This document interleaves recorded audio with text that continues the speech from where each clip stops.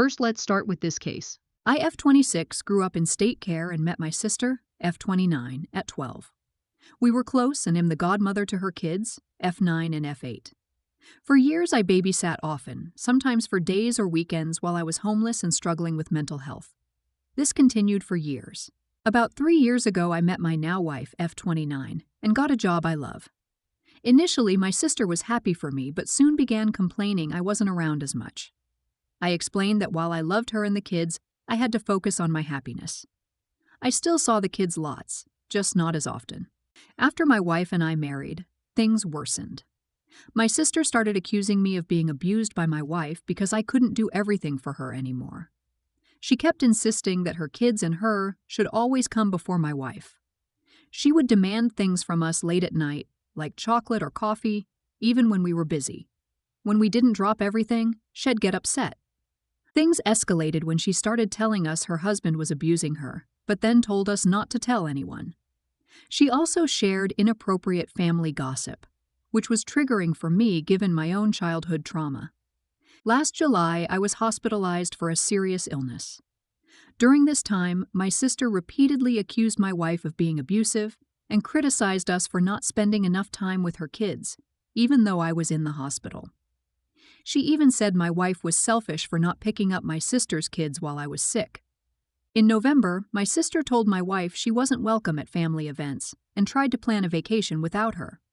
I tried to talk to her about it, but she mocked my concerns, laughed, and dismissed my feelings, saying I was just letting my wife abuse me. I finally lost it, mentioning how unfair it was for my wife to be treated this way, especially when she behaved the way she did, including supporting her supposed abuser. My sister then texted that she wanted nothing to do with me, and I was no longer welcome around her kids. This is where I might be the idiot. I phoned our eldest sister distraught. I told her everything, which of course my sister denied. Afterward, her husband messaged the family group, calling me and my wife vile, and accusing us of making up lies about his wife. They then removed us. They also took our holiday money, nearly $1,000, and have been bad-mouthing us ever since. So am I in the wrong for blowing up at her? Let's start judging. You're not in the wrong. Your sister sounds jealous of your happy life. She wants to make a break between you and your wife so you can once again become her babysitter and do what I want and need when I want. One question. How did your sister, her husband, take your vacation money? Did I miss something? You're not in the wrong.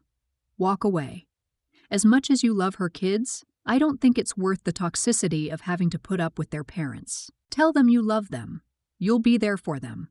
And when it's age appropriate, you'll reach out to them as individuals. You're not in the wrong. There is so much screaming from between the lines here.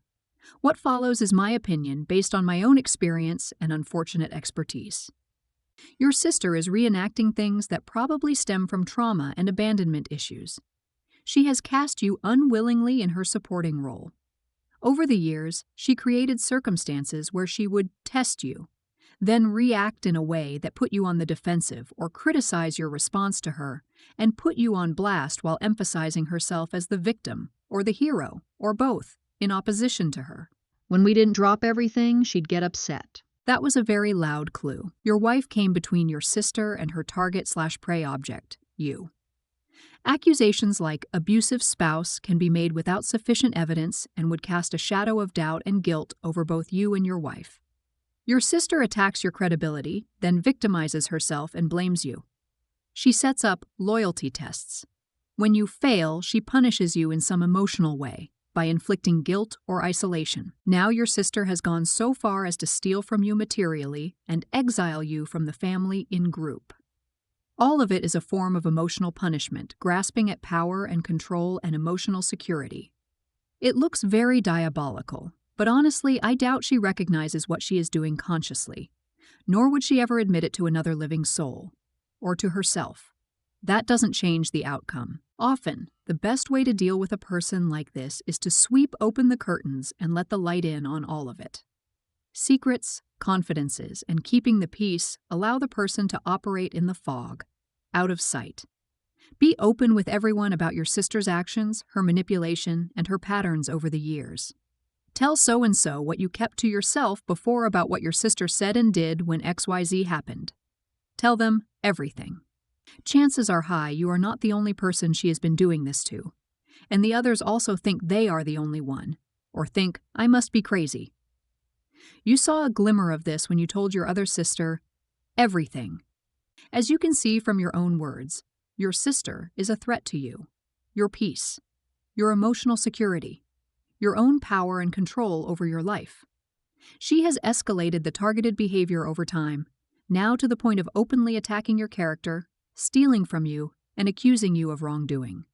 You may have to consider the $1,000 as the price of this knowledge and learning the lesson. Until she recognizes her own faults and the harm she is causing has caused to you and your wife, there is no path forward. If she is not aware of what she's doing, she can't see the problem is her. She won't stop. If she is aware she can't see the problem is her, she won't stop.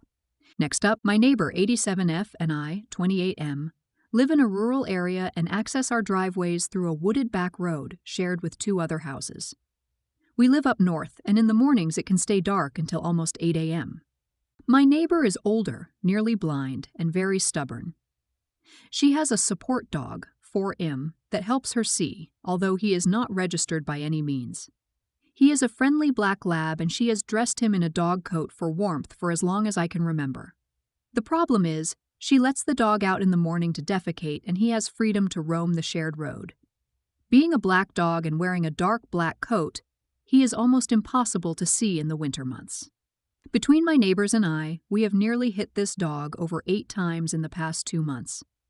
I have talked to the neighbor about getting him a new coat or fixing bells to his collar or something. But she is attached to his coat for some reason and refuses to go with bells as they are too noisy and would be difficult for her to remove in her condition. Eventually, I took matters into my own hands after nearly smoking this poor pup when backing onto the shared road in my truck. I took the coat off of the dog and doused it in reflective spray paint. He sticks out like a sore thumb in the woods now, and my neighbors agreed it is much easier to see him. My neighbor had no idea for a few weeks until her step-nephew visited to help her with a plumbing issue and commented on the coat. She asked me about it, I owned up to it, and now she's furious, talking about vandalism and lawsuits. I admit I could have got a separate reflective coat for him or used reflective tape or something, but I really think I helped more than I hurt the situation. Am I in the wrong? Let's start judging. I know we'll likely be downvoted, but you're not in the wrong. The owner is valuing a coat over the life of their dog. They couldn't see or feel the difference. This precious coat would have been ruined when her dog was crushed by a car. What if someone unfamiliar with the situation came down the road and didn't know to be vigilant of the dog? Likely, the only reason it hasn't been killed so far is because you and the other neighbors know to be careful. While it wasn't your coat, what you did was done to protect the animal when its owner was being negligent. What would people say if this was a child routinely being left to run free? You're not in the wrong, but she is. Have you told her how many times her dog has almost been killed? Also, if she didn't know for over a week, it really doesn't affect her, it just protects her dog. I'll probably get downvoted for this, but sometimes lying is the best policy. I would have said, oh, I thought you did that to protect your dog from getting hit by a car. It's been so much easier to see him lately. I was really happy he was safer. Huh. You're not in the wrong. Next up, I am 19, live in a suburban area. My parents and I moved to our current home 3 years ago. Our relationship with our neighbors is formal, save for a couple of neighbors who keep visiting from time to time. Our next-door neighbor is okay-ish. He's in his 40s and has 3 kids. We don't talk much, just say hi whenever our families see each other. And that's it. There have been incidents where our neighbor was being disrespectful. My parents are too polite to complain about the things he does, like when he locked our dog in his garage, or when he stole the money the neighbors put together to fix a few broken bulbs. My dad always wants to keep the peace, always encourages me and Mom to ignore the guy and just keeps making excuses for him. Yesterday, at 4 p.m., my parents were working when I got home and found that our neighbor's Ford parked in our front yard. We have a small garden as a way to honor and remember my grandfather, and all the plants were ruined because they were driven over. I was livid. I went and knocked on his door. He was inside but didn't open the door for 10 minutes. I went into our house and called the police. An officer arrived, and once I started speaking to him, he only took notes about me and not my neighbor. I explained what happened, and he didn't even move, just looked around, then asked for my parents. I told him they weren't home. I told him my neighbor was home, refusing to move his car from our front yard, not to mention causing property damage and being reckless. The officer asked if I called on my parents' behalf. I told him no, they didn't know about it yet. He then said that I'm not the legal owner of the house. Therefore, I have no say, nor have I the right to call and file a complaint. I was shocked. I told him I'm a resident of this house and have nowhere else to live. This is my home, and I'm an adult, so I should be able to call the police for this kind of issue. He suggested we wait for my parents before doing anything. He didn't even bother talk to my neighbor. I was pissed. He literally left and didn't wait for my parents. My neighbor then talked to my dad and finally moved his car, but the garden is ruined and nothing was done about it. I decided to report the officer after what happened. I contacted the website and used a complaint form pointing out his behavior and the way he handled the situation and the way he was addressing me. My dad found out and went nuts. Said I just made it worse and that I went too far with this report. He told me to back down, but I refused. I explained why I felt the officer was being unfair and the way he talked to me. My mom agreed with me, but my dad wanted me to not make a big deal out of it, which is why our neighbor is disrespecting our boundaries. Let's start judging. You're not in the wrong. You didn't like the way the officer handled it, so you made a report. I think you have the right to do that.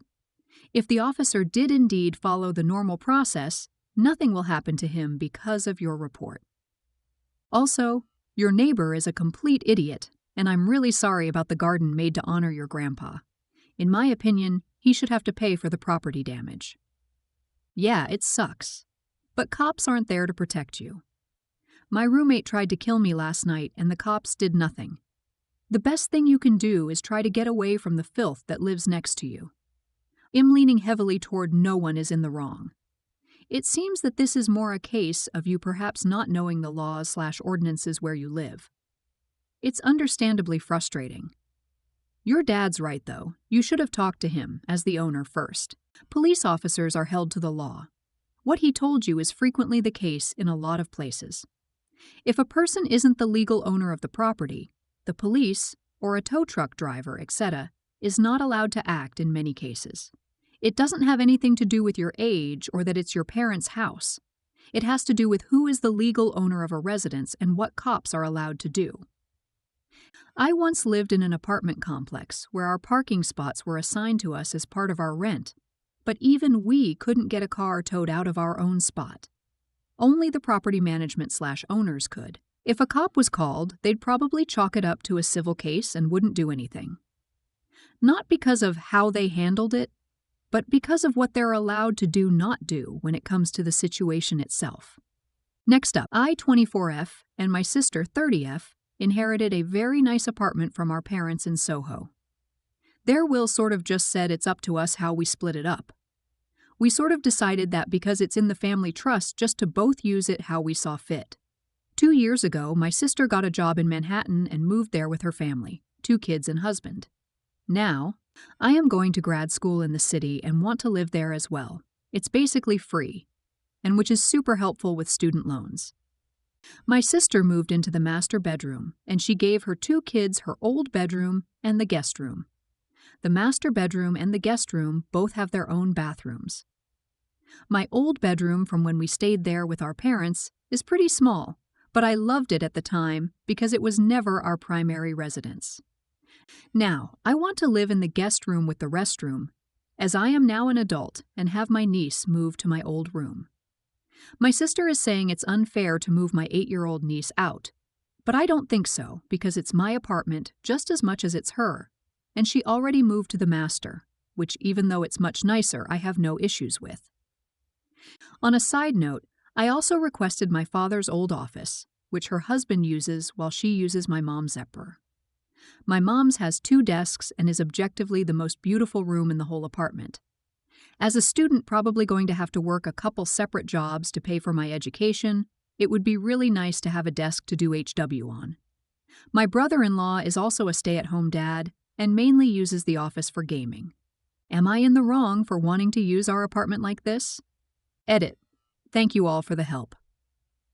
Just to answer some of your questions, there was no real agreement on how to split it up because my parents died pretty suddenly and the will hadn't been edited in a while. As for property taxes and stuff, my parents' trust covers it. My sister mainly handles that stuff. Some people asked about the loans and stuff, but basically when I turn 25 in 11 months, I get access to some of the cash assets and should be able to pay off everything, so it's not that big a deal. I also wouldn't want to sell the apartment if possible, because my mother spent so much time on it and I miss her a lot. And you can see her touch in all the furniture and stuff. Let's start judging. You're not in the wrong. Your sister has gotten used to thinking of the place as her family's home, and the arrangements as they are as normal and what her family is entitled to. You are seen as an interloper. Now, this may not all be going on at the conscious level, but it's kind of inevitable, which is not the same as justified, that Sheds start feeling that way after a couple of years, even if she doesn't frame it that way to herself consciously. I think you will need to have a talk with her where you bring her back to square one, reminding her that you are fully an equal owner. This being the case, you have a right to demand a full half share of use of the place.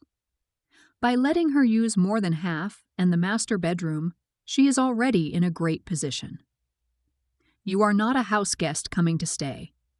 You are the co-owner coming to make use of her property, which she has equal rights to. You are not of lower standing than your niece, with your sister above her. You are of equal standing to your sister. They don't get to have 2 studies either. Her husband only has a right to her share of the place, and as there are 2 offices, they obviously only get 1. You are already being gracious by letting them have the best bedroom and the best office. Really, you'd be within your rights to demand at least one of the best rooms. You're not in the wrong. Your sis is double dipping in that she not only gets the equity for her share, but she also gets to live rent-free. You have 3 options here. One is that your sis splits the apartment with you as the co-owner and gives you access to the rooms you want, as you have asked. The second is that she pays you some level of market rent for use of the full apartment. That way you can get your own place. The third is that you force a sale of the apartment, which is your right as part owner. Don't let her run roughshod over you. She is freeloading on your half of a shared asset. How do people who owned a 5-bedroom apartment in Soho set up a trust with such vague terms for such a large asset? Start with the lawyer who set up the trust to find out what your options are. I'm not sure you can force a partition sale of an asset in a trust, but you most likely can move into the apartment regardless of your sister's wishes. Spitballing here, but if there are cash assets in the trust, you might be able to demand the equivalent of the fair market rental for the family apartment paid to you in cash from the trust. Then use that money to rent your own apartment.